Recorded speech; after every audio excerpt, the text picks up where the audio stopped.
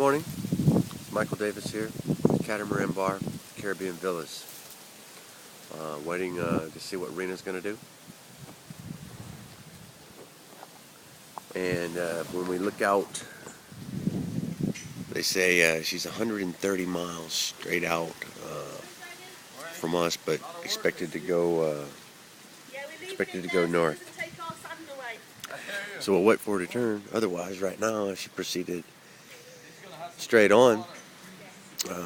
She would be coming toward this dock. We got like some seaweed last night. A little bit of rain, but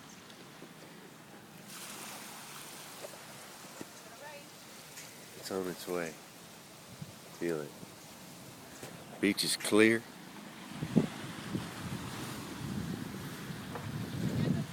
Boarded up the villas.